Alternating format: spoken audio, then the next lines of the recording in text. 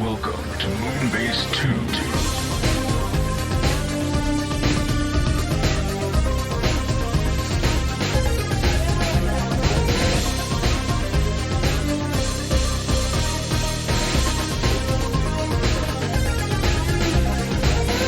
Hello, everybody, and welcome to the Moonbase 2 podcast. My name's Andy, Cobra Commander TFW, and I'm joined this week by...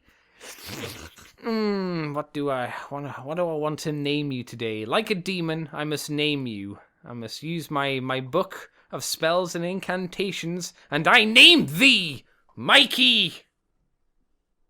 You gonna eat me with your hand? No, I'm just naming you, so Because now you have no power over me, demon. That's how that I don't know, works. the demons I've been saying, they'd have a fair bit of power over you. You don't know their real names, though. I don't think it really comes down to it. I think they just, kick the shit out of you and then eat you with their hands. Did you say scare the shit out of you? Because Okay, kick. Because I only heard the shit out of you, and I was like, what? Okay. What, with like an ice cream scoop? Listen, Velvet gets a hold of you, it's coming out one way or the other. Well, that's true. Got me there. And never forget the power of Mara from Persona. No, yes.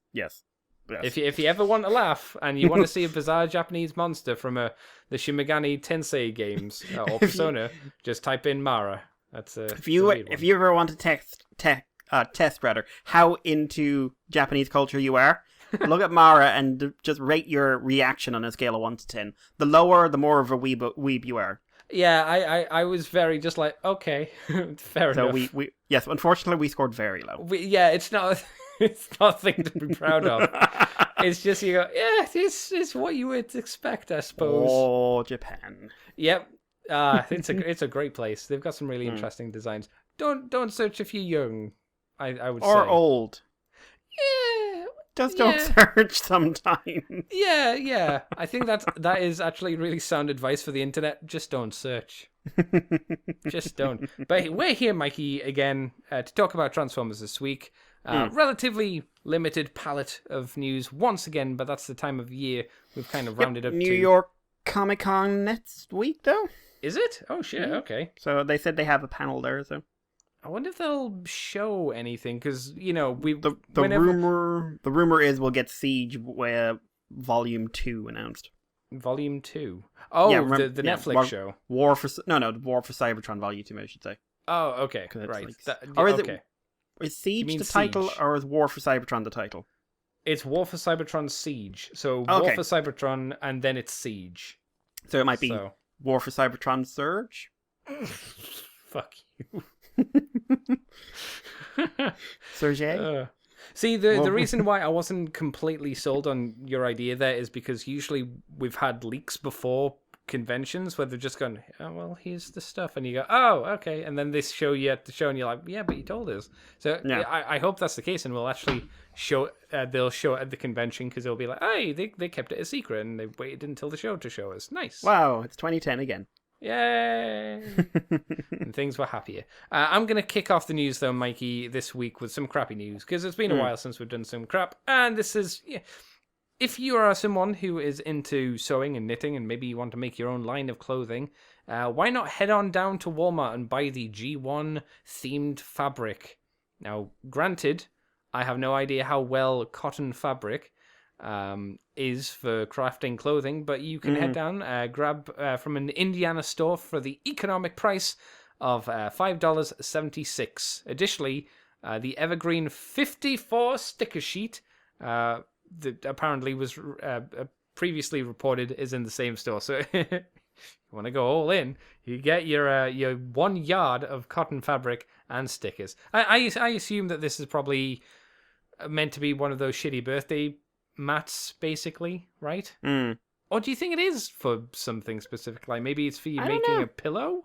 I'm doing something I never do in these stories, and I'm looking at the comments and see what... I'm going to match dresses for me and my daughter. Okay. Oh, yeah. They look very 60s, 70s-ish. Yeah. That's my idea, because that's the kind of artwork that would kind of work. I think it's Guido's, though. Oh, yeah. It's just the way it's coloured. It's that really old school style. And I think it would go for that kind of hipster, retro 70s, 60s, clothing line look if they were going to do that. I'm not a fashion man. I don't know anything about it. Mikey, are you in the market for crafting your own line of clothing or making I'm a afraid bear? not. I mean, I'd be more the minimalist approach. Like, I always wanted to make the stylish mankini, but then someone already made it. So, Okay. like, I can't reinvent the stylish mankini. It's already there. I thought a more stylish mankini would just be less. No, Andy, it's about where you put the cuts. Okay, I'll take Like, it. how thin is the thread on some of those, like, really taut bits. Right. Like, Okay. it should give you the impression it could snap at any moment, but because it's made out of good, strong fabric, it won't. It's just, it's an artificial effect, Okay. It sounds like you've put some thought into this, so that's... I mean, if you're going to consider getting into a product, Andy. Well, that's true. I mean, sometimes when you're at work and you got nothing to do, you got to consider the future. Yeah. And maybe I want to make an efficient mankini that is both stylish and comfortable. That's true, and you could sell it at Auto Assembly, or TF Nation as it's called. As I keep No, forgetting. I'm restarting Auto Assembly for it. Specifically for Mikey's Mankini line. It's coming. Mikey, do you want to take us over to the first bit of, the only bit of customs news we've got, third-party news? We've got some pre-ordered third-party news, Ooh. which I wanted to throw in here because, one, I nearly had a heart attack when I saw the price originally, and then I did a little research and saw the other prices. I'm just like, there's something going on here. Okay. So, Nicey, Big Firebird Nicey, your favorite Japanese anime robot magic girl for 16 plus anime, and mine. She has her pre-order is up. She's going to be released in April 2020, and we know how much she's going to cost. TFS Express, they were the first ones I think to get the pre-order up, and they're charging £70 for her. Mm-hmm. Which 69. you and I 69. I don't think that's a coincidence. No. But $69.99 are about $86. And you and I both had kind of the same reaction. Like, I'm surprised she's that low. Yeah, I was also kind of surprised about how long it's going to take for her to come out, because the images we've seen of that figure, at least to me, almost suggested that it would be out within the next 3 months. Just because we have seen colored prototypes, and at least in my mind, that usually means it's basically ready for final prep work and distribution at that point. But clearly that's not the case here. So yeah. They were going to release it sooner, but they thought we need to let it die down. Maybe. We need calm to ensue. Thing is, for that price, I genuinely consider picking her up, if I'm completely honest. I think that's a very reasonable price for what's basically an action figure that you put a sort of cape on and say it's a car. Like, a very good car, but it's, like, we know which mode they were going for. But this really got me interested because I decided to see, because when I was searching for the price, which people had it, let's just say the price varied. How so? Well, we got Shozy Store, who has it for the same price for the American market, so $86.99. Okay. Now, the next one up is, I'm going to say, the next one up. So we've got some exchange rates here, of course, but we're going to say we're just going to go with the numbers and sort of broadly accept they're somewhere in the same ballpark. Okay. So Big Firebird over on the Australian Robo Toys, right? .net. $159.95 Australian dollars. Oh, okay. Mm-hmm. So I'm not sure what the Australian dollar is versus the American dollar, but ho-hum. But I now we're into like the Canadian dollar. I'm fairly certain how close that is, right? Mm-hmm. And before I do that, the Chosen Prime, which is a US site, that has her up there for $130. Okay, we are definitely going up in price. Mm-hmm.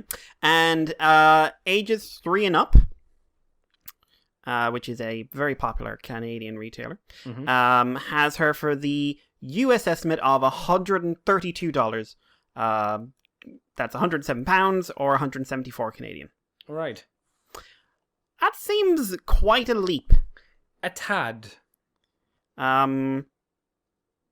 mean, if I was paranoid, I'd say people are trying to either price it up because they don't think they're going to sell a lot, so they're trying to make as much money as they can, or they think that they don't want to sell this and they're trying to price people out of the market, so whatever. But then I also know that people who, sell these things want to make money. Sure, yeah, So of course. it just seems like it's rare you see that big a jump in price. Like, that's a £40 difference.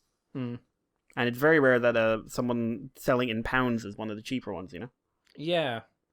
Anyway, but she's up there. If you've got your pre-order in, you're going to be asked for your full amount of money. If you don't have your pre-order in, you're interested, go get one in. The other bit of third-party news, we had X-Transbots have revealed combining Stunticons, Death Wish and Overheat, or Dead End and Drag Strip. These came out in their Weibo. So these are Masterpiece scale Stunticons. Oh my god, what a surprise. And yeah, so we get to see their accessory count, they get to see the level of detail, we get to see them in scale with official Masterpiece. No, we don't see the limb modes. We do see the vehicle modes, but we don't see limb modes. I think they look what they're supposed to look like. Well, they're doing more after the toys, because if you look at Dead End's head, he's not got the faceplate thing. He's got the little mouth like the toy did. So they're going for a specific audience versus like the crowds or the third parties that usually go for the animation models. So that's interesting. If you're dying for your toy version of Menasor, then this might be the set for you, I guess. Is there that much of a difference in terms of the color layouts? The colors probably not, but in terms of the individual robots, minor probably. Because you know how the animation models like smoothed out and lied a lot. Yeah, a tissue of lies, if you will. Yeah, exactly. Like I say, the best example is Dead End with his faceplate and the fact how his chest looks versus the nice thing is they've kind of got images of like specific points for the shins. It kind of shows like the G1 toy and it shows, oh, this is what it looked like and this is what the G1 chest looked like versus what we've done. So you can see they're definitely aiming for that, and that's nice. It's not a big deal for me, but and I mean it is kind of late to the game for combining Menasors, but it's a niche of a niche of a niche. So I guess you got to get in there when you can. Or something. Indeed. I don't have a lot to add to this, really. I they're going for that market. It's another Masterpiece scale Stunticons. Not the first, probably won't be the last. I just don't have anything else to add in it that I haven't already said 1,000 times. Yeah, I get you. Yeah. In that case, will you take us on to some Japanese news, Andy? Sure. Right. Encore Big Convoy, the reissued one with the Matrix Buster. We've seen the packaging for it and prototype images, and there's a bit of new information. So, the little bits of... I'll read you the bullet points of information. That's going to be faster. So, additional images of the grey prototype of the Matrix Buster. The new accessory will work with any other release of the mold, which is what we theorized earlier when we saw it.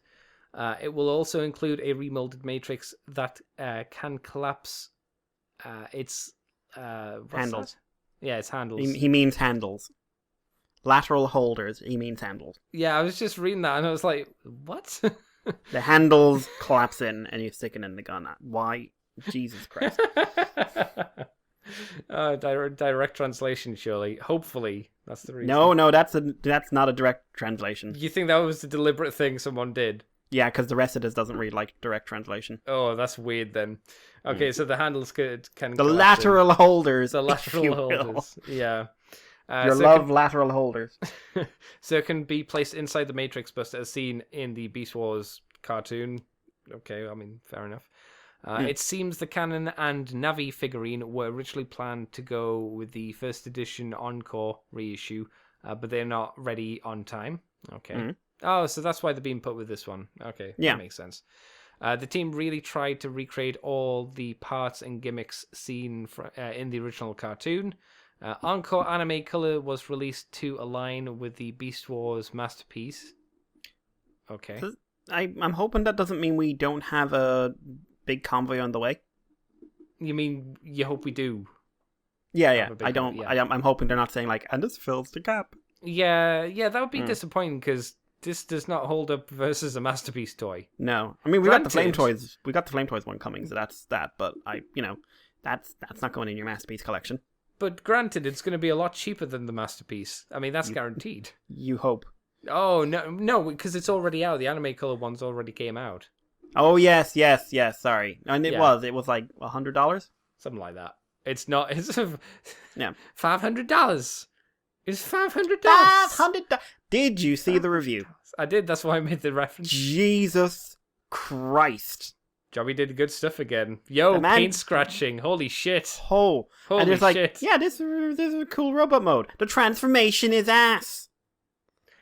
It looks unpleasant. Doesn't look like, fun. I know he said I've done it 10 times and it's okay now, but I wouldn't do that 10 times in a row. No. Not unless I was doing a video.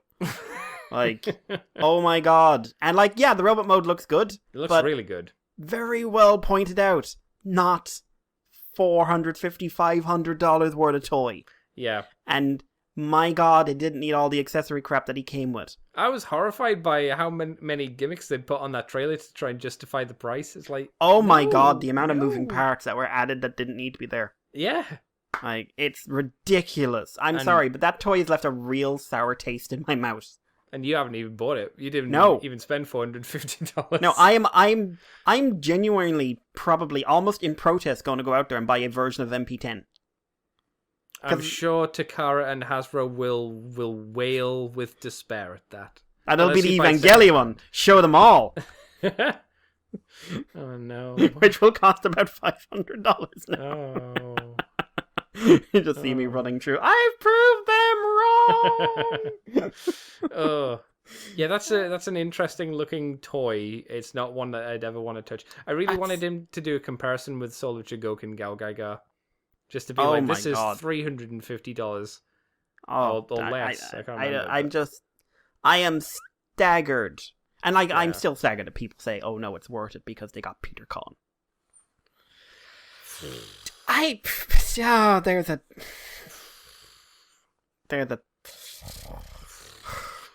You know what? I bet they're just using lines on a computer, because by now over the last 10 years, they have gathered so many lines of Peter Cullen. There must be an MP, there must be a terabyte of just like stored somewhere of Peter Cullen saying one shall stand, one shall fall over and over again. I thought you were suggesting they'd created an AI, an artificial intelligence of Peter Cullen to do line readings.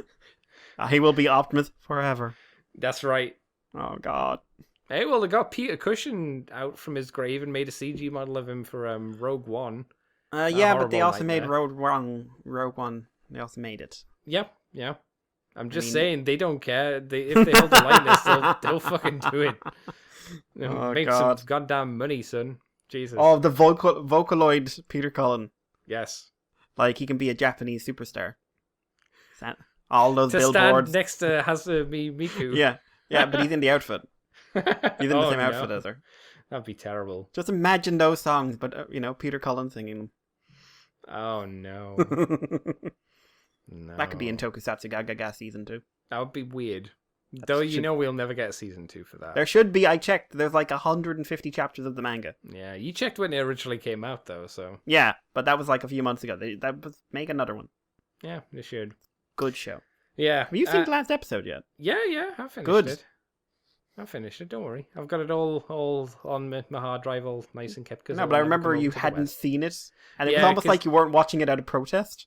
Yeah, because he kept saying it was really sad, and I was like, no, I want these characters to have happy ends. Emma Jason. He told the children he'd be back. Yeah, oh man, that was a good show. I like Tokusatsu Gagaga. Anyway. Why is there no figure of him yet? Yeah, I get why. It's a niche show. For niche audience? Give me a fucking toy. Niche upon niche. I get why they haven't made niche an Emma me. Jason. I wouldn't buy an Emma Jason. I would. That's fair. You wouldn't. I would. Back onto Big Convoy guy. What else did they have to say? Anime Colors, Matrix Blast. Okay. Anime Colors didn't get the Matrix Buster because that would have been too expensive and they weren't certain the market could support the price. And having the release in Anime Colors was the priority. Okay. To help recoup the costs of updating the mold of current times. See? They update their molds. Where the Dinobots? Huh? Where the Dinobots, Where kids? The Dinobots. Recoup the... Right. Blue Convoy was released. Oh, so the reason Big Blue was made was to justify this. Okay. The Big Convoy got a dad for marketing reasons. I guess, You cannot- to justify the mold. So again, there are enough repaints of the Dinobots to churn out at least 3 to 4 of each of those figures. Hey, Andy. Hey, They remade the mold for the Dino cassettes. they did. Well, Japan did. They spent thousands. I've had a really bad idea, Mikey, for the Dinobots, and I don't think they could do it because of licensing reasons. But you know what color scheme you could redo them into? Oh God, Dino Geists. I knew you were going there. You knew I was going to say that from King of Skyzer. Now it wouldn't work fully. It wouldn't work fully because Dino Geist was a completely different mold and not Grimlock. But you could do the colors. Who fucking cares?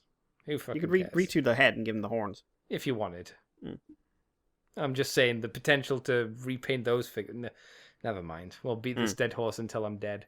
The Matrix Buster was originally planned back in 1999 as a weapon against the planet-sized Unicron. Oh yeah, I remember seeing that. And was connected to Big Convoy's prosthetic, in quotations, left arm.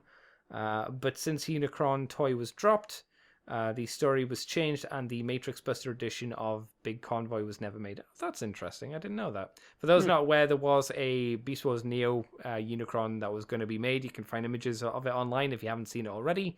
Go and find it. He was a big, thick boy. Very big, thick boy. There was supposed to be a third-party one of him as well, and we haven't heard anything about him in about a year. If not longer.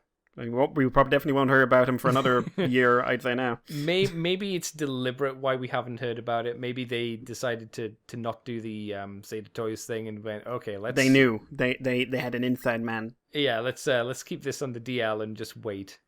Or maybe it stopped. Who knows? Who knows? Since Big Blue Convoy and Anime Colors Big Convoy were popular, they were able to afford making the Matrix Buster, and they also wanted to reissue the toy in the original. Sorry, the original in its toy colors. So okay, that's why we've got this version coming out. Basically, I think that's an interesting story. Kind of makes sense. So if I guess then the Anime Colors of Big Convoy sold well enough. Yeah, to then justify him and Big Blue to justify this. That's interesting. I think that's really cool. Yeah. Shows interest in the figure. I'm also it does unfortunately mean you are getting an inaccurate version of the anime one then, because this was supposed to go with him. But that's just the way it's gone. At least it's out there. It's a neat accessory. I mean, it kind of clashes a little bit with the aesthetic because it's a very anime weapon, and that's a very 1999 toy. Yeah, I see. I assume even with the anime colored ones, I don't think it'll blend perfectly well. Just the heavy lines and fur that you wouldn't have on an anime model. Like, it'll clash with it, I think. But I still think it's a really cool design. I like the new Matrix with its movable lateral holders. Fuck's sake. Handles. Jesus. No, Andy, lateral holders. It's the simplest thing to call them. I mean, they are lateral holders. Yes, they're holding and they're lateral. So it's not a lie. It's not a lie. It's just Yep. Anyway, Mikey, do you have anything else you want to say on this interesting little story more so than anything? Because there's not really a huge amount to kind of pick apart, but it's just interesting. I thought so. Take us away with the next bit of news. We've got another pre-order. That's my thing today, it seems. Flame Toys revealed final product images and pre-order details for their upcoming 4i model Devastator, which is being designed by Akira Memiya, who is a crazy person from Trigger, who I believe was... What's Trigger, Mikey? Trigger is a company you should all have heard of by now if you've been listening to this podcast for literally any length of time. It's true. Because, remember Gridman? Yep. Because I sure do. Yeah. That 3 weeks of where it was finally hitting me what the fuck it was. Yeah. And I think I broke, I remember people who I've never spoken to on Twitter, and I just saw them popping up on my feed going and here's Moonbase 2 breaking. Really? I didn't see that. Neat. Because I was doing pictures, I was doing comparisons, I was just like, oh, that's do right. you not see? Yeah, that's right. Do you see? But yeah, that was a good show. But yeah, Trigger's done an enormous amount of stuff I want to see, including a movie that if I was in England for 2 days longer than I planned to, or in the UK for 2 days longer than I planned to be, I could see in the cinema. That's annoying.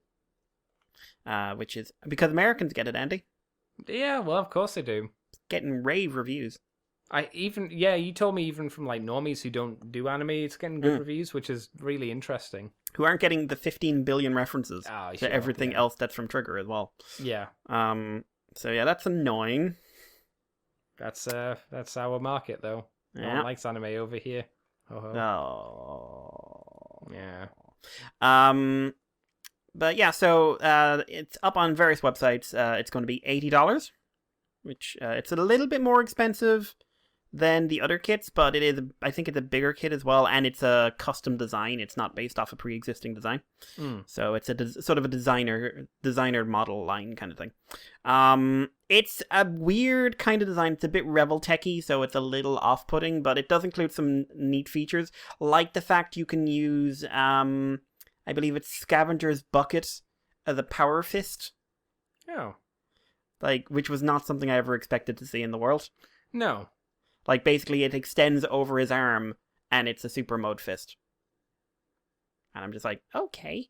It's not a bad idea, I suppose. Not a bad idea. But yeah, it's there. It's up for pre-order, so you can get your money's headed towards them. As always, I'm up for supporting the old Flame toys. I was going to say, is this going to be a kit that you'll want in the future, do you think? Probably not this one. I'm not a big Devastator fan. And I love the anime proportions on a lot of stuff, but these ones have that Reveltech puffy vibe. And that sort of dreamwave, I'm doing anime because I'm Pat Lee. Yeah, it didn't feel like I remember when we saw these in like cases and stuff, it didn't seem to, it sort of has a similar aesthetic to the other ones, but do you know what it's Devastator, it doesn't blend completely well, at least for my eyes. Do you remember? It would have been, I'd say 5 years ago. Power Rangers were doing these like stylized Megazords line, like these posable action figures for some of the Megazords. Yes. Like super posable. Well, for American toys, super posable. And they did the Thundersaurus. They did the Magic One Mystic Force. Oh right. And it had I just, it hit me there, like the curvature of the arms, the way it sort of curves in, like the elbows bend in, but they don't bend out. Right. Which is what happened to a lot of those toys. That's what it made me think of. I was looking at it there for like 2 minutes and just like, I'm thinking Reveltech, but there's something else.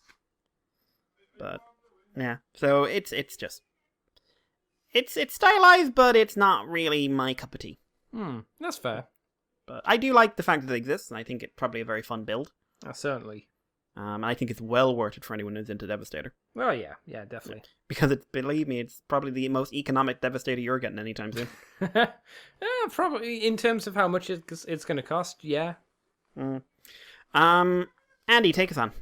Sure. Let me tell you about Super 7 Reaction, Mikey. There's new characters that have been listed. These were presented at past toy fairs. Specifically the one from last year. We probably talked about them. 4 characters were revealed there, which were the Optimus Prime, Megatron, Soundwave, and Bumblebee, so really no shock there. We have more information on new ones. We don't have any prototypes of them, but probably with the New York Comic Con Mikey mentioned, we'll maybe see them there.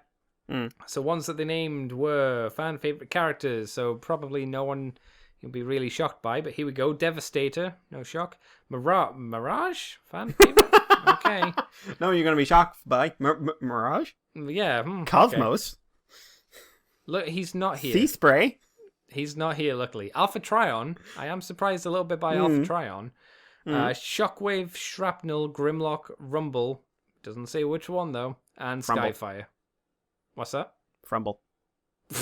No, don't be that guy. It will always be Frumble to me because I'm not getting into it. No, you need to pick a side, Mikey. That's how wars are won and lost. You need to draw your line in the sand. But Andy, someone has to start the war. My brother, this has been going on for years. This conflict has existed since, well, probably most people who listen to the show were born. At least some people. Jesus. It's been going on for a long time. All of these are expected for release in March of next year, and going to be $17.99. It doesn't say if they're going to be $7.99 each, or if they're. I'm assuming each. Thing. Well, that's they're interesting. not super small figures. They're like 3 3/4 inches. Like Yeah, G.I. but Joe sized. That's I'm pretty just small thinking, for that much. I know, but I'm also thinking like these are vinyl, everything else. That is true. Yeah, the vinyl kind of buffs them up a bit. Do you have any thoughts on these, Mikey? Because they do absolutely nothing for me, as they have next to zero articulation. They're those Super 7 action figures that they've done for Aliens and Texas Chainsaw Massacre. They're the small G.I. Joe scale ones, and they're sort of neat, but they don't really do anything, and they're more just to have on a card hanging on a wall. So, anything from you there that tickles you? Not really. I think they're neat for if you're into collecting those kind of things, and a lot of people are in the non-Transformer circle. I mean, but it's just sort of okay, cool, great for you. Sounds so patronizing. Enjoy your life. Oh, Jesus. Inferior person. Damn, Skippy. But yeah, I'm not flipping out about these ones. Fair enough. I'll take the next one as well because it's a quickie. Pop Culture Shock Megatron G1 statue. We've got colored samples of this. I think we talked about this uncolored a while ago. We see colored. It's colored up to be the now popular, I suppose, cell shaded look. Partially cell shaded because they haven't really done it to his face or his gun or his hands. Just mainly his main body. They have done his groin. Yep, stare into it. Just not. I don't think maybe his hands, but certainly not the face.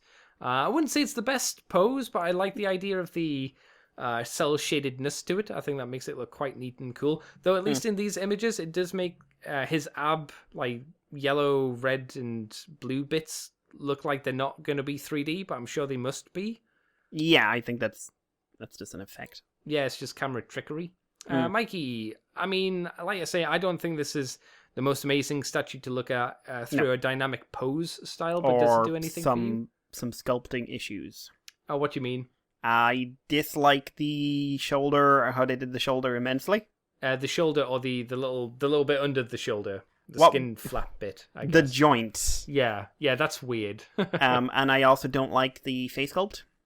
No, he's got no expression. It's not just that, he's got feels anime like it's smug. It feels like it's too long.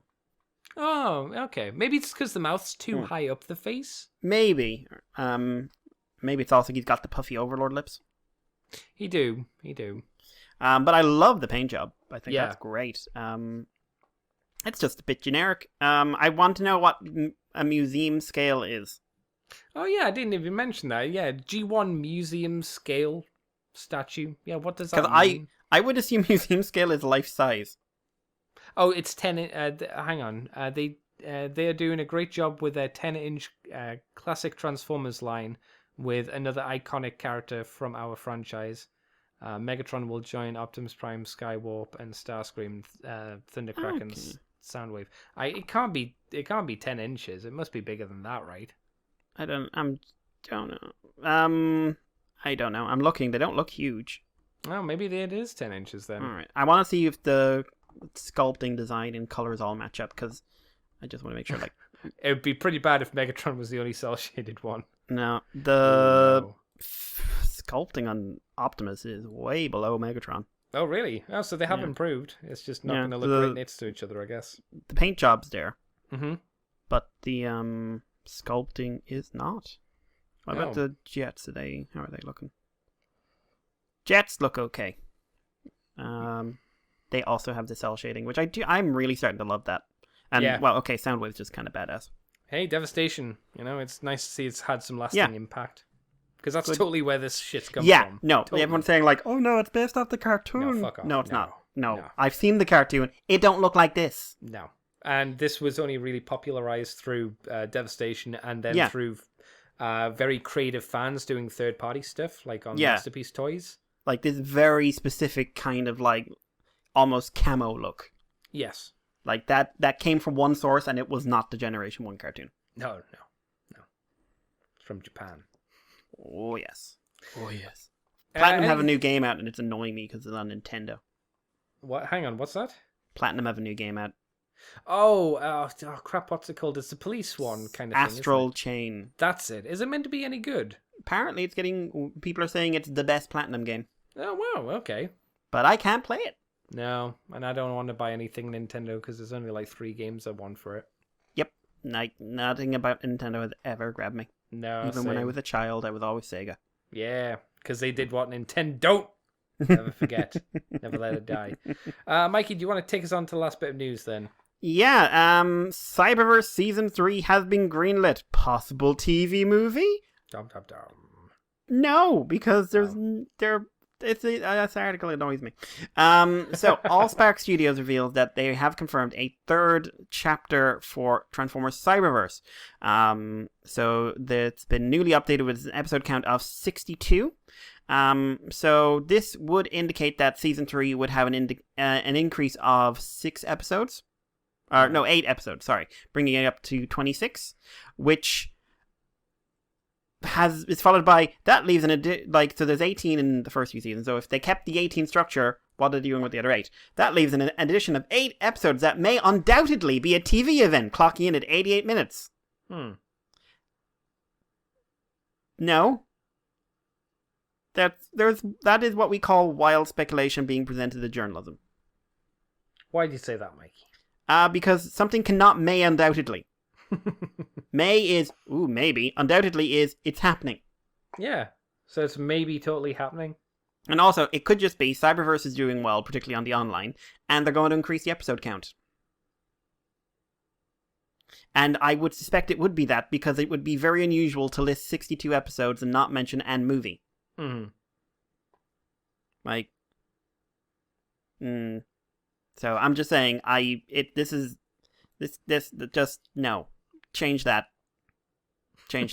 For God's sake, change it. Also, Rescue Bots Academy is receiving 52 more episodes, bringing it up to more.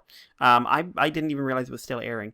Bringing it up to 104, and Holy also crap. Can people please stop putting on my Twitter that it's the best one and I should be watching it? I'm not going to watch Rescue Bots. Ever. Like, is Rescue Bots Academy 20-minute episodes, or is it 10-minute episodes? No idea. Not watching it. Okay, because if it's 10-minute episodes, I'm not impressed. With that number of episode counts, if it's 20-minute or 25-minute episodes counts with that amount of episodes, that's fairly impressive in this day and age. It's impressive, but I'm still not watching it. No, of course. It's just like there is this weird like Rescue Bot subculture of just like you're not watching it because you think you're too cool. Just like no, because I've seen it. I've seen the first few episodes of Rescue Bots. I didn't really find myself drawn to it because it was very, very in its wheelhouse. And I think both you and I are self-reflective enough to know that we are not cool. Oh my, no. Oh yeah, Jesus, no. Also confirming that the Micronauts animated series is on its way. Oh God. Yeah, that's the thing. So we don't know when it's due, but they've confirmed they're going to have 26 episodes at 22 minutes. A team of alien space explorers come to Earth in pursuit of Baron Karza, but in our world they are the size of action figures. I wonder what that's going to be like. Like, what's the demographic going to be for I remember seeing like a key animation from it, and I didn't like the style. What would you say? I mean, round. What do you mean? Sorry. That was it. Like, it was just like a character model, and he was very rounded. Everything was rounded off. Oh, so kind of soft. So again, maybe a younger audience. Yeah. Oh, okay. I mean, they got to sell toys to kids. Like, you kind of expect they would at some point. Yeah, I guess. Anything else there, Mr. Mikey? No, I'm good. All right, well then, that's all the news then for this week, Like we said, not a huge amount. So I'm going to look at you, Mikey, poke you in the nipple and say, Mikey, what you been up to this week? Protecting my nipple, sir. Oh, hands are now over. It's wise. It's warm. What have I been up to? Not a lot. My anime break kind of still continues, which I'm kind of enjoying, to be honest. Oh, wow. Okay. Not because I don't want to watch anime, because there's a ton of older stuff I want to get back into. But I always used to, genuinely, on Saturdays especially, I used to feel a pressure of making sure I got them watched. Because I'd be talking about them here, or I'd like, oh, well, those are my weekly shows. Oh, no. That's terrible. Yeah, so it's nice to have a few months off the bandwagon, Yeah. And like I said, last season, there was very little that grabbed me. Very, very little. I did watch Cyberverse up to episode 16.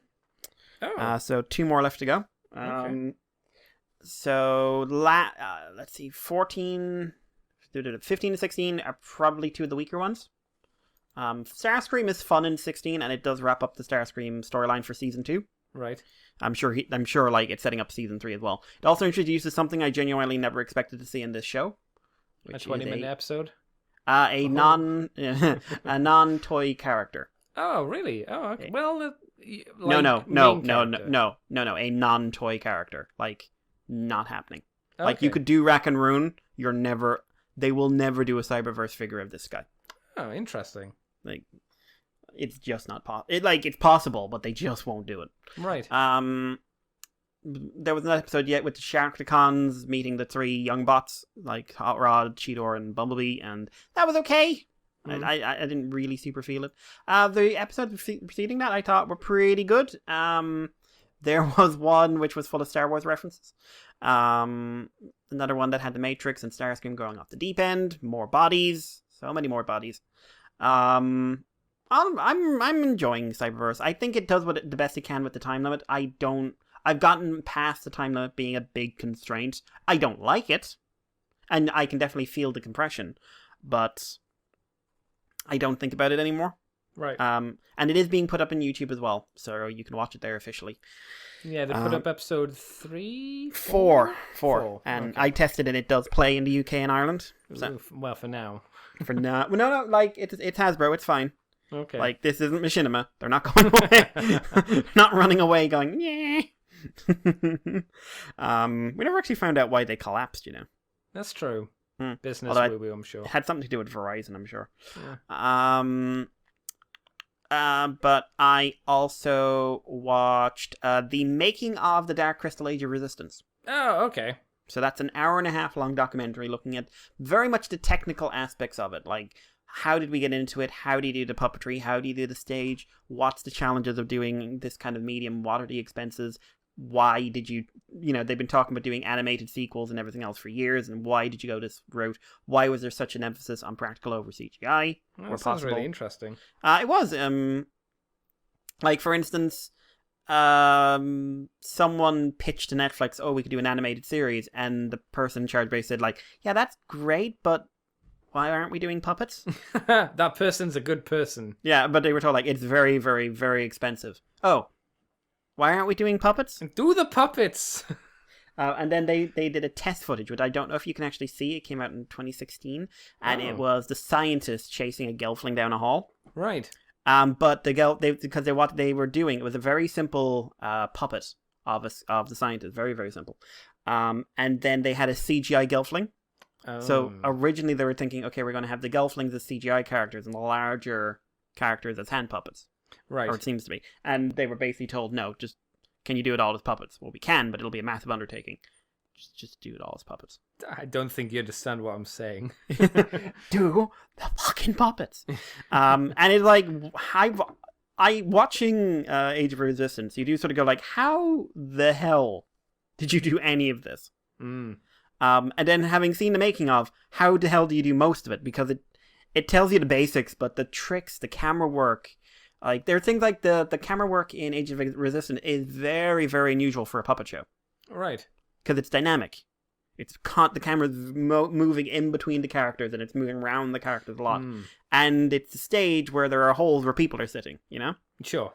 But the director, Louis something, he was very like, no, we can do this. We can push this. And like, it was his first time directing puppetry, but he was like very woomph in your face about it. And everyone on it was basically like, no, this is my dream project. We didn't so much hire people as we told people this was happening, and they just showed up at our door. Screaming. Yeah, like whether they were the animators, the designers, the puppeteers, the voice actors, whatever it was, everyone had the same story. Mm. Like, but also we get to see Simon Pegg doing a bit of his voice recording sessions. Was that weird? That was, Jesus Christ, it's disturbing. Because he gets I don't think there's any like actual post-production done in his voice, at least nothing major. I'm not surprised by that. But you have Simon Pegg, and he's talking like Simon Pegg, talking like, oh, I sit down with my daughter and I show her scary children's movies because she needs to be challenged. She needs to be shown that, she can take it. And she's a tough girl and she loves these things. And then they cut to him doing the Chamberlain scene when he's telling the Grudnaks that he's not going to let them go. Yeah. And he's doing it. I'm just like, oh, I genuinely can't believe that voice is coming out of your mouth. No, yeah, that's why I found it surprising when you mentioned it was him originally. Yeah. It's just, who would have thought Simon Pegg was, like, proper stuff when it came to voice acting? Well, he was able to create. He was a good voice actor as well, but he was able to have a range to his voice because some people are good voice actors, but they have a very limited range on the voices that they actually can do. He's able to do something quite unique Poor old with Steve his Blum. voice. Yeah, bless him. Who it keeps showing up in video games, and I'm just like, oh, Steve. You're not. You all you want is a paycheck, mate. I can hear it. But like, I always kind of assume. I genuinely had just been assuming that's okay. So they got Simon Pegg, and maybe they did. He got the intonations right, but they did some After Effects to try and get they pitched him up or whatever. And just like, no, he just is able to do that voice. Yeah. And they also have Jason Isaacs and everyone else in the recording sessions, and how weird it was for them because it's kind of like doing a voiceover for an anime. In that all the acting is done, you're adding to it, and you are not the big part of the. You're not the scene stealer. Someone else has already made this scene. Mm-hmm. Also, Jesus, the puppeteers are skilled beyond belief. Oh and yeah, Jesus. Have muscles the size of houses. Yeah. From what they have to do. Yeah, this is why you should really respect the guy who played Big Bird for all those years, because it looked like a fucking uncomfortable job. Yeah, and he's a nice guy as well. He's lovely. Very nice. Carol Spinney's just amazing. Yeah. But gee, it's really good for the technical side of things. If you want to see the writing side of things, it's not so good. They don't spend a huge amount of time on that. They do give the basic background, but they're very much into the what was it like producing this. Right. There's also a blooper reel out there, which is hilarious. Because they're I have a feeling a lot of these puppeteers are a bit of method actors. Because when they go into bloopers, the puppets do the bloopers. There was one where Deet's ear fell off during a scene, and then she just starts screaming. Yeah, I've seen Frank Oz and stuff from original Muppets stuff. They have a lot of fun when stuff goes wrong as well. Yeah, which is really nice. Or a pigeon landed on the set. A real pigeon. Yeah. Oh God.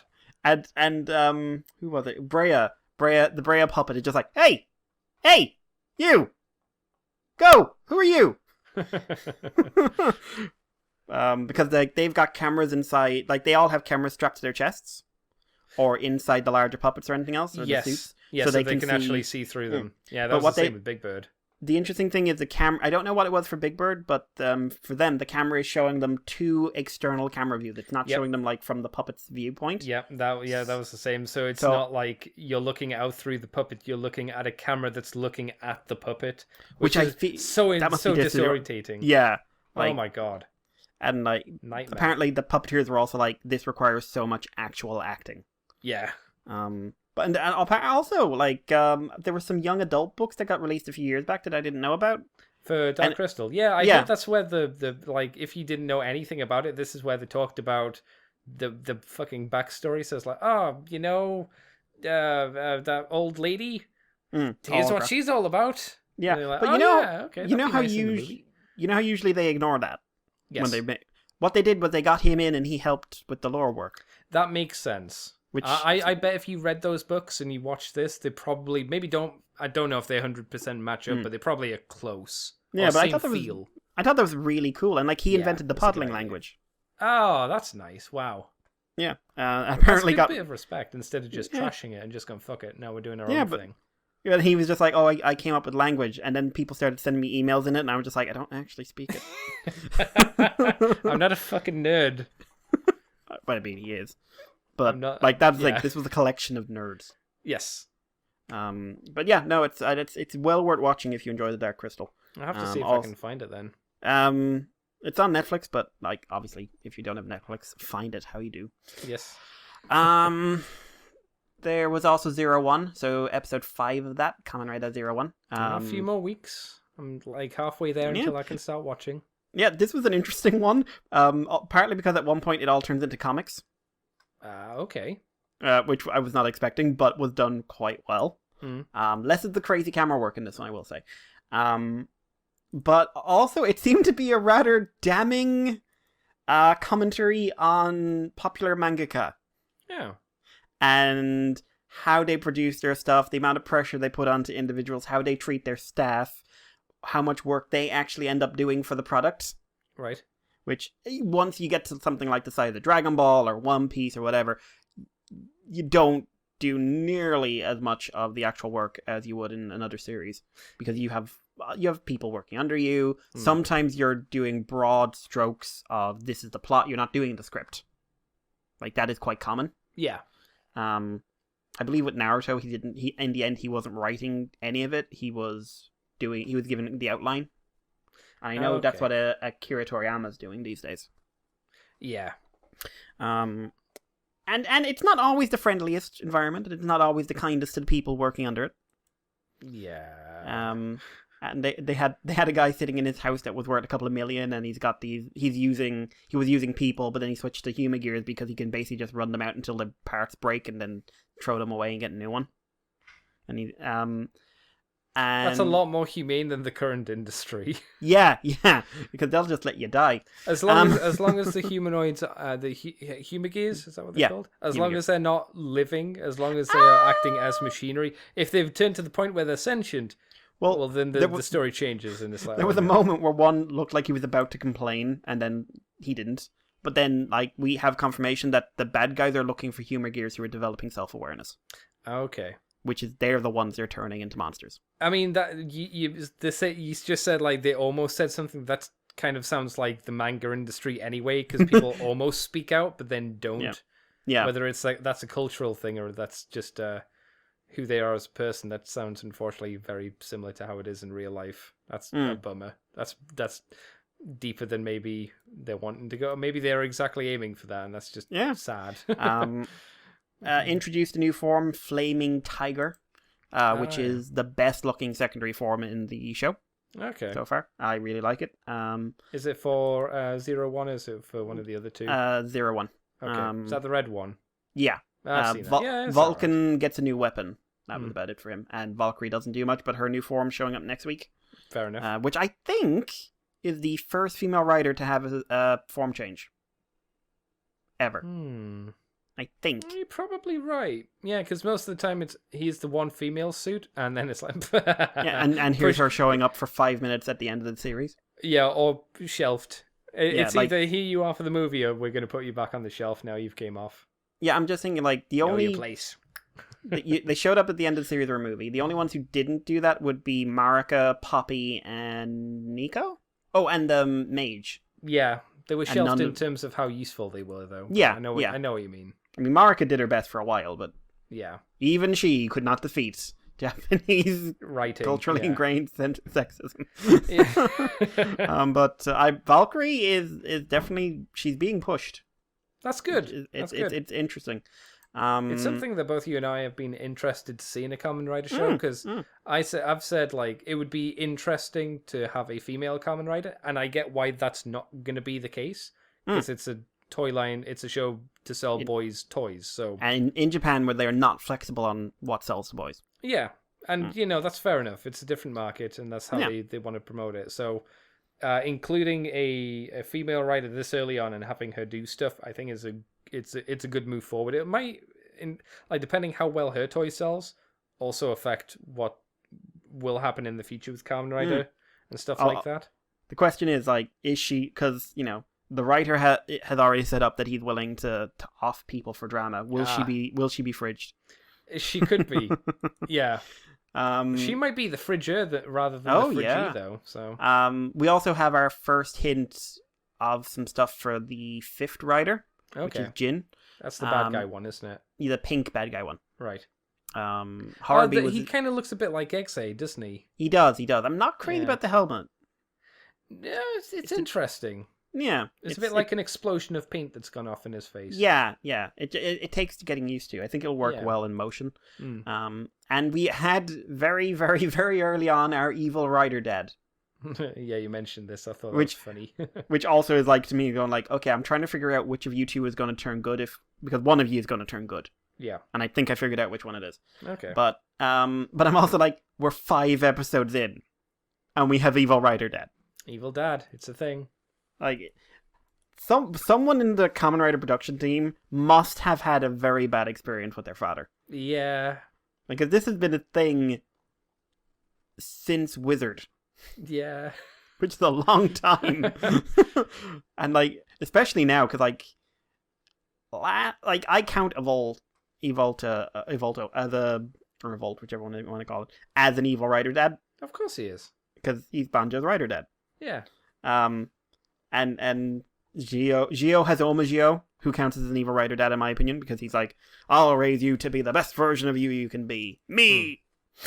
And also, he took over a planet. So, like, if they're not strictly your dad, they're a paternal figure. Mm. So, yeah. But yeah, still enjoying it.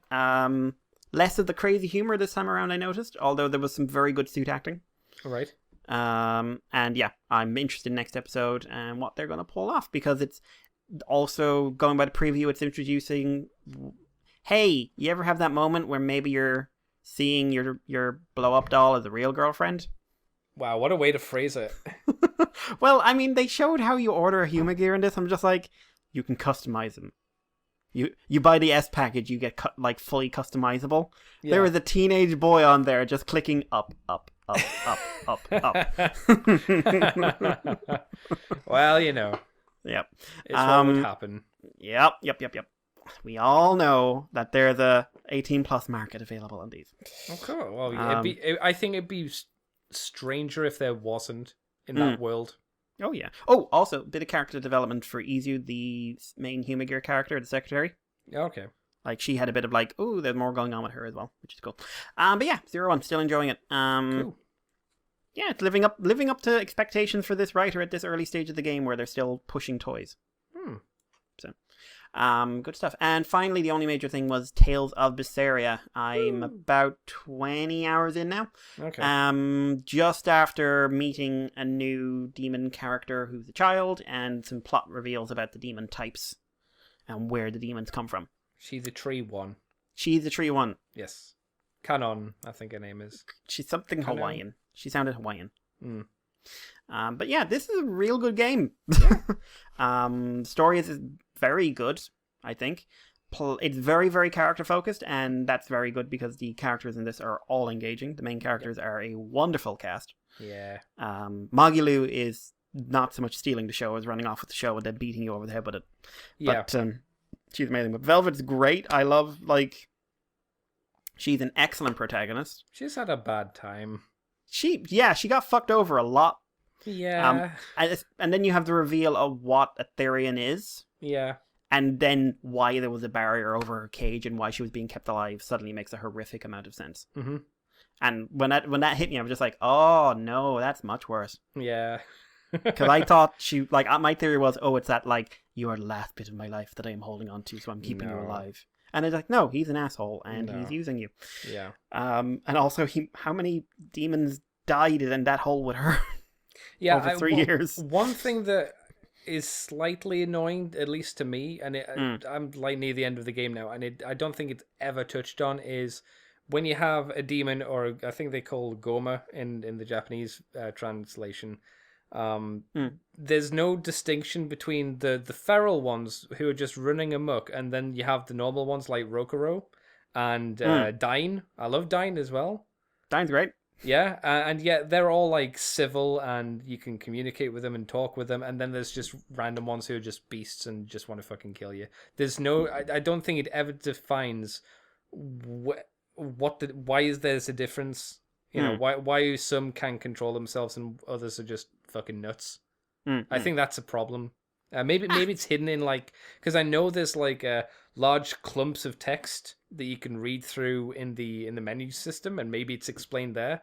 But I think that should be a point that is hammered in the game at least at some point. Yeah, I'd agree with that. Yeah. But yeah, just Laffy said, Eleanor, I am surprised how into I am. Because Yeah. she's an archetype I'm not a fan of. Yeah. But I think she's handled very well. Rokuro is great. I don't like playing as him much. No, he He's gets my better. least favorite to play at. He gets better when he gets more moves, but when you start off as him, he doesn't have good tools to work with. And also, his right trigger, it being the counter, is nowhere near as good as Velvet's. No, I pulled it off once in the whole game. There's one red code or code red monster where you have to use Rokuro's counter to beat it because it takes 0 damage and it's kind of fluky. You need to do it at a very specific time, so you just kind of run around, build up your little soul gauge, and go, okay, I didn't do it. Okay, now I got to build up my soul gauge again. Didn't do it. Okay, I damaged it. It's that. Yeah. It's a bit annoying, but it can be done. Yeah. The combat system as well, I got into it. I swap a lot, though. I do. I think my problem is I don't, because Velvet's too good. Yeah, Velvet is excellent, and I'm, if I'm just running through an area, or I'm just like, okay, we're level grinding, it's usually Velvet. Mm-hmm. But, like, I will swap. My main team is Velvet, Laphicet, Eleanor, and Magulu. Okay. I use Rokuro and Aizen as swap-ins. Right. Yes, that's probably how you want to. Yeah, you want to control the melee people if you can. Aizen is like, I use him basically. You're in trouble because he does a knockback when he swaps in. Mm-hmm. And that puts him into a stun, and then you can use his break move. Is that his right trigger or his left trigger? Okay, his right one. Because that can only be used when he's stunned, but at least you can work that into combos. Yeah. But I'll usually just like boss battles or something, focus control on Eleanor and Velvet, and let the other two do damage long distance and do healing. Yeah. I try not to control them too much, because if I do, enemies start preferentially targeting them. Yeah, there is that. So if I keep Eleanor and Velvet there, I can do some damage, and then if I see something going for them, I can interfere, which you can't really do as either of them, because they do need a wind up for a lot of their moves. Mm-hmm. Like, the moves are cool. Like, wow, Laphicet is way the hell stronger than I thought he was going to be. Yeah, he's got some good spells on him. Yeah, he's got, what is it? It's he shoots out like a bunch of glass and bounces lasers off of it. Yeah, it's like a big orb where all these lights. Yeah, that one's a neat one. Does a crazy amount of damage. Tales of Berseria, I'd say if you're into RPGs, well worth your time. Well worth your time. Kicks the shit out of Final Fantasy 15. I'm still not into the combat myself, but I mean, you've gone into it. Yeah, and it does give me hope for Final Fantasy 7, because if it's like that, I think I'll be sorted, because there is a turn-based aspect to it. FF7 is upping the turn-based element. Yeah, apparently there's an entire mode that's just turn-based now, or something that was announced. Oh, good. So, like, they're not going to do, like, and halfway through the game you can just go, la la la la la. I don't think so. Or mid-battle you can do. Because I was kind of hoping that, because I want to just set it to turn-based and play like that, because... Yeah. Not because I don't want the hotkeys or anything else, but I feel like I don't want to develop the bad habit of missing out on a lot of the stuff, because with hotkeys, there's just too much in that. There's too many options there. Like, they're giving you, like, here's a shortcut for your favorite move. That's great, but I don't want to get into the habit of button spamming in a Final Fantasy 7. Yeah. So, that's good. But yeah, that was kind of my week. What about you, Andy? Well, I've been doing myself a load of, Tales of Berseria as well. I've cleaned up most of the side quests now. I'm a lot more hours into it than you, obviously. I'm a 74. So... I think you're going through it faster than me. What difficulty are you doing it on? I just put it on moderate, and I don't think moderate's very hard. I think I'm on normal. Yeah. I'll double check him. I should be on normal. If I'm not, I'd better switch it to it. Yeah, like, it's not a hard game, though it seems like when you up the difficulty, they start being a lot more faffy as creatures. Like, they block forever, and your attacks do even less damage and stuff like that, which doesn't sound very fun. Yeah, I'm seeing that you're unlocking a lot of abilities that, hey, these are turned on if you turn on hard. Yeah, that's why I went to moderate, because it was kind of that in-betweeny stage where I'm getting the extra bonuses, but not all of them. So I've been cleaning up a lot of that at the moment. I'm on to the last dungeon before the end, and then there's another dungeon once you've beaten the game, and then the rest of the side quests kind of unlock once you finish it. It's kind of one of those things. So I've got that to do. Yesterday, I watched Avengers Endgame. Have you seen that, Mikey? I have seen Avengers Endgame. Spider-Man's back, Andy. Oh, Mikey, that movie's so long. It's 3 hours long. Yeah, it is. 3 hours. Like, I will say, on the positive, it had more scenes in it I didn't think I would enjoy that I did. There are moments in that movie where I'm like, this is quite good. There aren't enough of them to justify 3 hours for myself, but I was like, I didn't come away absolutely bored like I did when I watched Captain Marvel. But do you remember back in the day, Mikey, when people complained about the length of the Lord of the Ring films? Yes, I do. Do you remember how those were edited down for the actual cinema? Yes, I do. Yeah. I would argue that the Lord of the Rings movie has more value content in those 3 hours than Endgame does in its 3 hours. Any of the three Lord of the Rings movies, not the Hobbit ones. They're pretty shit. Animal. Yeah, that has an extended edition because they felt they had money. to make one. Yeah, so yeah. The Hobbit movies are a fucking mess. Lord of the Rings has content in there which makes me, at least me, feel that it's got the value for that time I'm investing in it. Endgame didn't. Also, I feel with Endgame, they have created the Superman problem with Captain Marvel. Not in a very good way. Thanos gets the Infinity Gauntlet, but he doesn't have the gems. Hasn't completely absorbed the power. He headbutts Captain Marvel. She doesn't flinch. This is a character who's been seen to kick the shit out of everyone without the gauntlet, without the Power Stone. So when he headbutts her and she doesn't even move, and the only thing that makes her move is him using the Power Stone, which is, the culmination of the power of the universe. What do you do to make her have she had no threat in her own movie, and now you said one of the strongest characters in the Marvel universe couldn't do fucking anything against her either. What does she have for a threat in the future movies? I don't know, Andy. That's really this is the Superman effect problem. And I don't like Superman, and it's now a problem that they've incorporated into Captain Marvel for some stupid reason. It's a terrible idea, and it's negating any struggle that she will come up with in the future. You're gonna have to write silly things to make it happen, at least in my eyes. So I didn't like that aspect. Marvel Knight. Marvel Knight. Yeah. Since you're not as big into him as I am, what did you think of the Hulk? Oh no.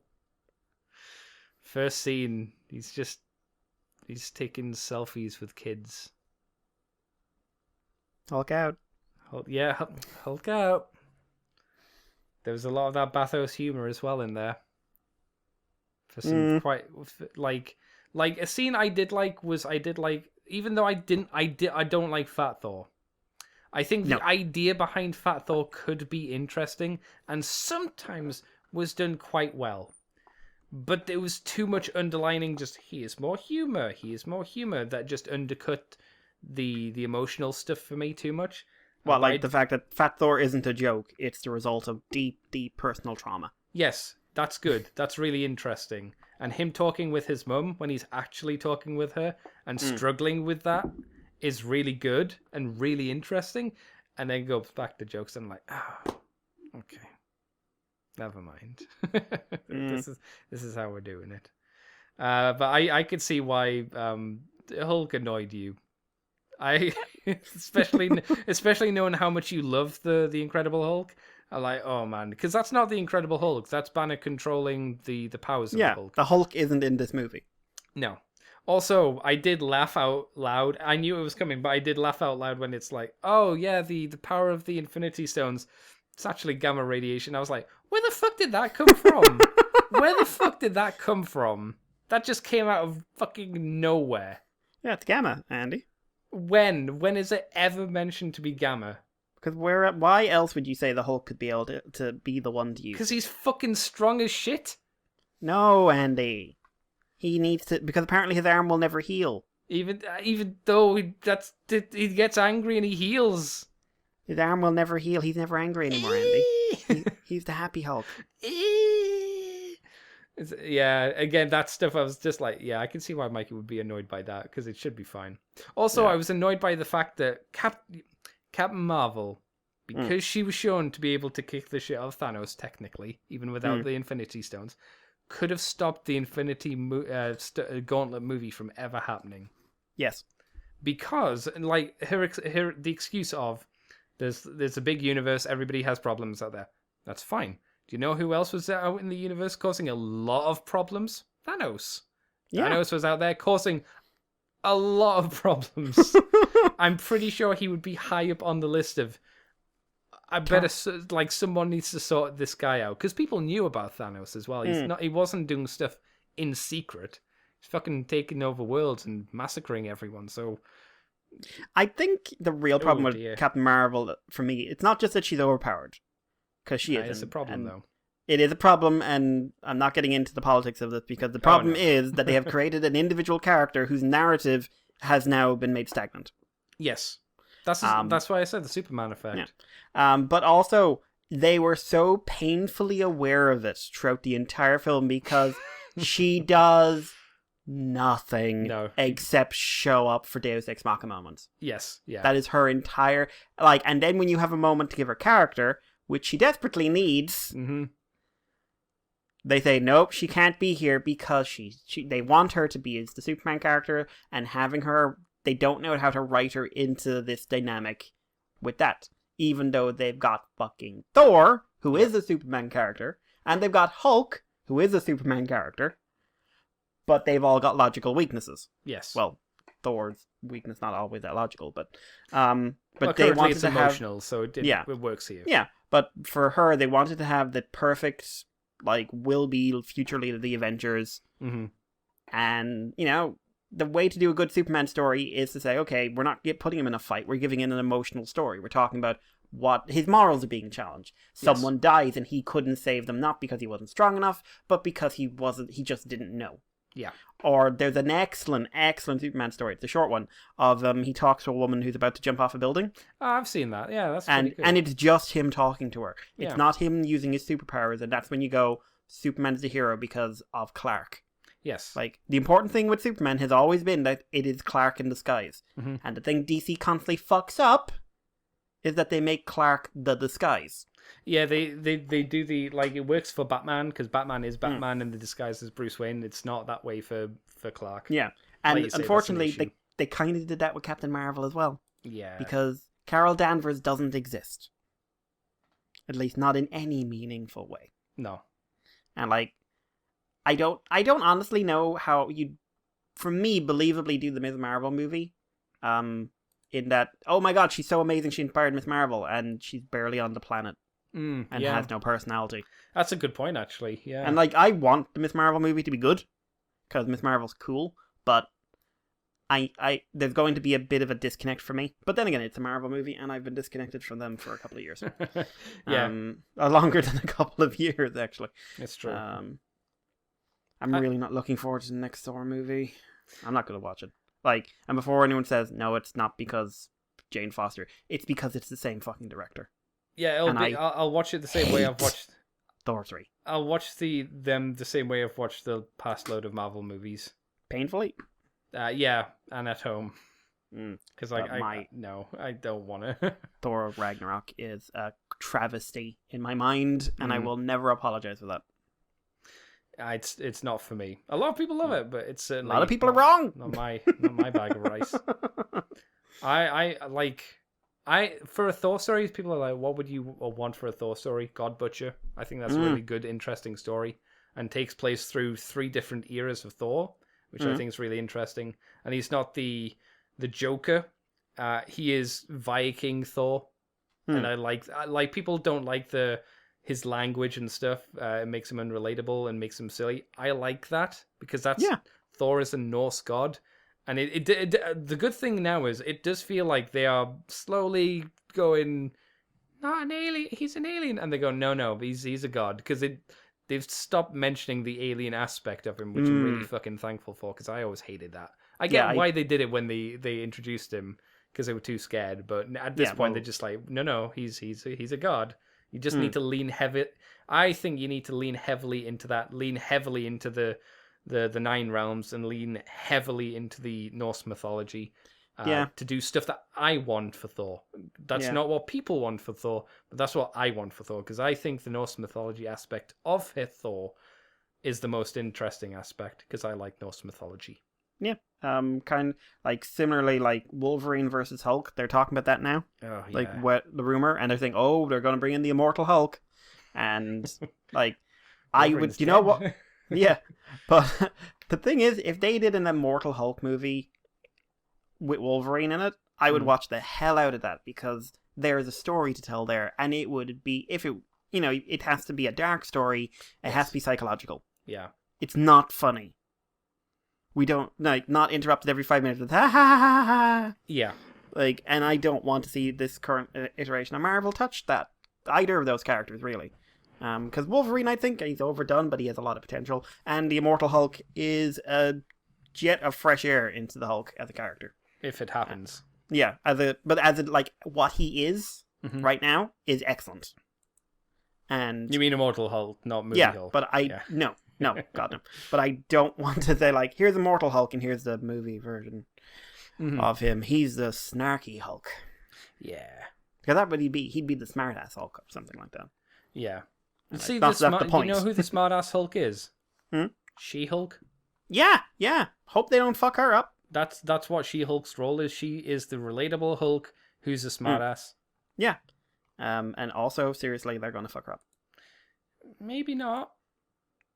Do you believe that? No. No, because it's I- a I'm TV al- show as well, isn't Yeah. it? Oh, I'm also a big fan of She-Hulk, and I'm already in pain. Yeah, I like Jen. Granted, I haven't read any She-Hulk comics really, but I always liked her appearances in the Hulk cartoon series, which I did like. But she has some real good comics. Yeah, She has made some bad choices when it comes to men, but she's some real good comics. I hear she's got some really bad comics as well, though. Oh yes. Oh my God, yes. But then problem. so do they all. That's true. That's very true. So apart from Endgame, which I watched the end of Demon Slayer because that's season 1's finished, and at the end of that they announced a movie for the next arc, and I don't know whether that means like once that movie comes out, there'll be no more, or they're banking on the movie, and if it does well, they'll keep doing it. So I'm not quite sure what that's about. Maybe it's because it's like it suggests that it takes place on this train and they're going to fight on this train with one of the bigger, more important demon-y people. So maybe it's just that kind of length where they're like, we can make this into a movie, make decent amount of money off of it. Then we could do just kind of squishing it into a series and it kind of taking up a majority of season 2. Maybe that's the idea. I don't know. In the end, I did end up enjoying Demon Slayer. It has the problems, as I've said numerous times, of a shonen. But in retrospect, I did enjoy watching it every single week. So I think that's definitely a positive for Demon Slayer. Yeah. Case file, Lord Elmer Lloyd II case files also finished this week. And I can say now, because I've seen it all, I think the character stories and the characters, or the characters just in general, really good. They're all interesting. It's why I watched the show. The mystery aspect, at least for the first half, I kind of take this into the second half as well, is not a good mystery show. It doesn't follow, mainly because, and I looked at videos on this to find out why I wasn't connecting with it, and people made this point, that it doesn't follow the structure of how good mysteries are done. For instance, on the train arc, which they did, where there's a mystery going on there, they pull out a character who I've never heard of, called Dr. Heartless, and he just appears out of nowhere. Never heard of him before, have no connection to him. There's no way you could have guessed about this guy. As far as I was aware, I didn't pick up on any small hints that, oh, this guy called Dr. Heartless was behind it all along. I was like, I don't know. How was I meant to get this when I've never heard of this character? And it has that kind of problem with a lot of the earlier mysteries in the first half as well. And because it's in a magical world, they don't explain everything that character is doing and how the mystery's building up. The main character, Lord Elmo II, just is a character who knows it, and you're waiting for him to come and explain it. It doesn't feel like a show where you can figure it out for the most part, and that's a key part of a mystery show for the most part. You know what I'm saying? Yeah. So although I like the characters and they are interesting to watch, the aspect of the show and the show's writing, I don't think maybe it works better in the in the manga, where they're able to go a bit more in detail and stuff like this, and was longer before it got to this point. 13 episodes. I think it was a lot more manga chapters, and they skipped out on some of the smaller mysteries as well. Maybe that stuff was hinted at earlier on and just never got around to for the anime because there was no time for it. So even as a Fate fan, I'm just kind of coming away going, I might not watch it. If it gets a second season, I'll keep going with it. But it doesn't entice me like a lot of the other Fate stuff has done in the past. So, but something that did entice me, and I'm really fucking happy I watched, was Agretzko Season 2. I only have 2 more episodes left of it. Did you watch the first season? Part of it. I still have to finish it. Okay. Agretzko Season 2 is like Agretzko Season 1. It's very enjoyable. It does 20-minute episodes. Well, not 20-minute episodes. It does short episodes. But it feels like you're getting a lot of content in there. By the time the episode's over, I'm like, oh, that was a full episode. But it was short. I'm like, oh, shit. I got to put on another one. I don't want to get into the plot of it or whatever, anything like that. But it continue. If you liked Agretzko Season 1, and you should, it was a lot of fun. You like Agretzko Season 2. There's a little bit less singing than there was in the first season. Death metal kind of singing. You get to see Agretzko's mum, who's very overbearing. The basic thing is that Gretzko's kind of getting to that point where she's thinking about maybe she should get hitched or try and find a boyfriend kind of thing. Really good. Like it a lot. Gretzko is a show I'm very happy to just put on and watch. And with 2 episodes, I'll be done with that tonight, unfortunately. So that was done. Was there anything else? Because that's a decent amount of nonsense, I suppose. We did a podcast. We haven't finished it. It was from the Files of Teletran 2. We haven't finished it. It'll be up hopefully sometime next week. The Mighty Max show went out and up, so that was done. I don't think I got anything. So I guess that's probably it. Because I don't think I've done anything else, Mr. Mikey. So, I suppose we'll quickly move on to some questions, some little feedbacky woo-woo. We got one from Tentomon4, waving the flag once again of, what's it called? Game I don't like. What's it called? That narrows it down. I know. It's the game that he mentioned. Warframe. Warframe. There we go. Warframe. Yes, he waves the banner of Warframe, saying it has had updates since I probably last played, which is fair. But I'm still no interest in going back to it. It's got tutorials, 2 open world maps, with a 3rd on the way apparently. And the reason they recommended it in the first place is it's a really cool single player story. Apparently, I just hate the designs, and the bit I did play, I wasn't into the gameplay personally. But to each their own, as they say. I've got enough games I should finish before starting any new ones. To be fair. Oh, I just read the word, and that was something I did. I watched 3 episodes of Cyberverse Season 2. So, right, episodes 1 and 2 of Cyberverse Season 2 are almost a good episode. I think they're almost one good episode.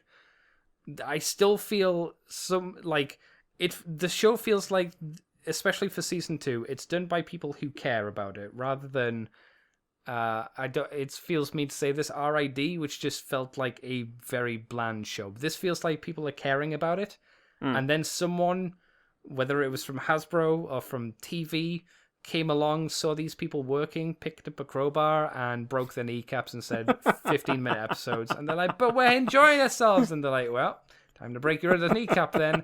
No! Because I do enjoy aspects of the show, but it rushes through stuff. And episode 1 and episode 2 feel like they should have been just one episode. And if it was one episode and it was written to be one episode, I think the flow of the story would have been a bit better. And also, to be fair though, episode 1 has the problem of going and giving the fill-in details between season 1 and 2, which effectively, in my eyes, makes season 1 worthless. I'll tell you, Bumblebee is no longer the main character. Yeah, and that seems to be the case. I'm fine with that. Season 1, you don't need to watch Season 1 to watch Season 2. No. There seems to be, like I say, I'm very early on. You probably know more about this than I do. You can just jump into Season 2 and just pick up from the Autobots have landed on Earth. They're trying to find the Allspark, and the Decepticons are there doing G1 kind of maniacal plans. Yeah, because there's a lot of internal continuity, but there is, I would say, almost no continuity between season 1 and 2 beyond, It doesn't feel like it. There's a little bit, like, the Windblade Slipstream rivalry gets touched upon a couple of times. Yeah, and even then, you don't need to watch Season 1 to feel that rivalry, because they kind of assume you know stuff. Just from the way it's written, you again can just assume, oh, they have a rivalry for when they're on Cybertron or when they've been fighting on Earth. Okay, I'm up to date. So I'm like, I know our buddy Mr. Gruff has started watching Season 1. I'm going to probably tell him just say don't bother. As Season 1. There's good episodes in Season 1. I think just skip to Season 2, to be honest, because the whole memory diving thing, not that interesting. At least I didn't find it that interesting. And since he was having a very hard time with the few episodes he had watched of it, I'm like, maybe just skip Season 2. Yeah, I think if he's struggling, then yeah. Maybe tell him to watch the Grimlock ones, because I think those would appeal to him just because I think he actually is Grimlock. Maybe. I mean, you can see it when you think about it. Kind of. I like Megatron taking out Starscream in episode 2. He's just like, no, I'm done with your shit. I like the fact that when Optimus cut Megatron's heel or calf muscle, let's just call it that, it carried over to the next episode, which is why to me it feels like it should have just been one episode, to be honest, but neither here nor there. I thought that was nice. That was well done. The voice acting, like you've said, is still a bit on the wonky side. It's not terrible. It's not, I'm gonna do it because it's a Transformer series, it's not up to par with Prime. But it does feel like newcomers to voice acting just in general. Some of them better than others, of course, and some of them have been again kneecapped. Optimus Prime, yep, with his 2 broken knees, not allowed to emote. Nevermore. But I think I am getting more into it. The last episode I watched was called The Visitor, which is is a bizarrely named episode because it's only related to The Visitor for the last not even 5 minutes, the last minute, I think. It's when Hot Rod and Bumblebee see Cheeto outside. Oh yeah, it's literally the last minute of the episode called The Visitor, where they chase after the person who visits them. Is that the one where Arcee's been taking all these weird pictures with animals? It is. I like that a lot. I like, just because none of those animals look like they want to be in those photos. They don't, but it makes Arcee out to be really cute and like she's enjoying the world, the wildlife of planet Earth, and that's like a nice, interesting idea for Arcee. It gives her a brief glimpse of a character through the 30 seconds that you talk to her, if that. But the main crux of the episode was Grimlock running on Super Energon and causing mayhem. Great for the kids. That's a fun little episode for the kids. But that feels like, again... That's not a visitor. No, exactly. It feels like the B-plot of a proper episode. You know what I mean? Yeah. And I still feel that... You seem to have gotten over the episode cap. I haven't. I'm not sure I will. I think these things are going to keep cropping up for me. Like, I feel that if they were given full episodes, they could write a more cohesive, interesting, engaging story. Yeah, I'd agree. I would because agree. I have faith in these writers and the team, because I think they're doing a good job. They're just being hampered by the format in which they are doing. I also mentioned on Twitter, in 10 years' time, we're going to get some really good third-party toys of these designs, finally. Which I think is a shame to say, because there are some designs which I would like good toys of, but we're not going to get because it's for the kids. So the kids' toys have been, again, kneecapped by including arguably shitty gimmicks. I'd really like that Soundwave. Yeah, I haven't... He stood up to Starscream, and that's really all he's done so far. But it's a good, solid design for Soundwave, which seems like it almost took cues from the RID one a little bit. In the head, I think. Yeah, and the... am I misremembering he had stuff on his shoulders for the RID design? Whether they were honestly speakers or don't something. recall. I'm sure he had some kind of speakers or some design that was similar to this Soundwave, but again, neither here nor there. Yeah, after you told me however many weeks ago that I wasn't missing anything, it does this weird time skip, and it gets into the show. I'm like, okay, I can enjoy this now, and I wouldn't say I love it so far, but I'm feeling more positive about this and where the story is going currently than where I did with season 1, which I never fully got into.